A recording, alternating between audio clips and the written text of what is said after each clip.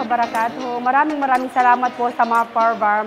Kasi sila na po ang bumababa sa aming mga area. Hindi na po kami mahihirapan. So, sana panatilihin ng MAPAR Farm ang ganitong solusyon para marami silang matulungan. Maraming salamat po sa MAPAR Farm sa pamumuno ni Minister Jacob at sa Provincial Director po na si Ron Jamin Maulana po. Maraming salamat po. Sana panatilihin ang ganitong aktibidad ng MAPAR Farm dahil marami po silang natulungan. Hindi lang lalaki, pati po kaming mga babae.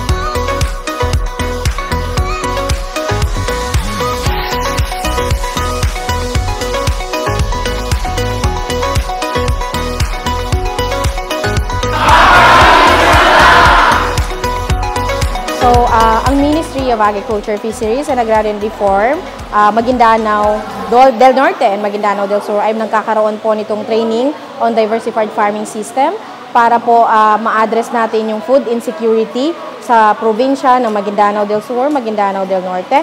So, itong programa po natin ay cover po nito yung 6 na munisipyo, 4 po sa Maguindanao del Sur at 2 po sa Maguindanao del Norte. So, sa programang ito, nagkakaroon kami ng iba't ibang training para doon sa mga participants ng Food for Asset, which is pinapamahalaan po ng World Food Program kasama ang CFSI, pati ang MAPAR. Of course, kami po yung leading na agency po dito sa food security and nutrition na ito.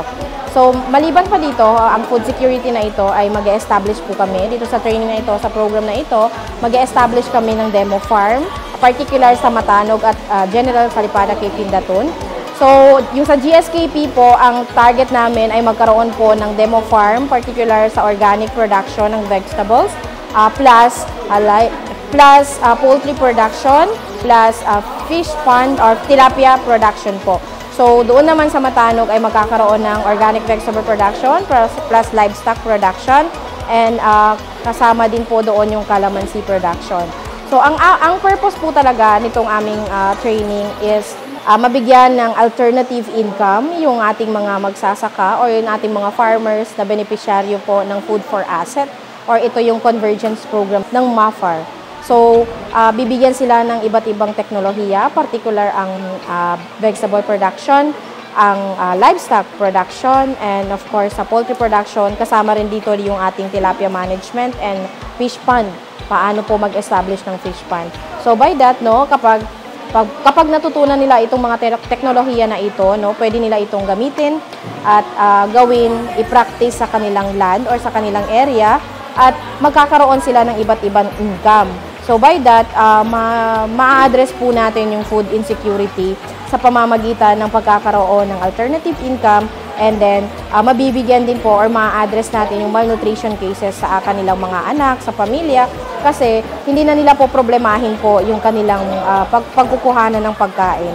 And of course, isa din po sa talagang objective and goal ni MAFAR ay talagang ma-address itong food security and nutrition sa ating probinsya.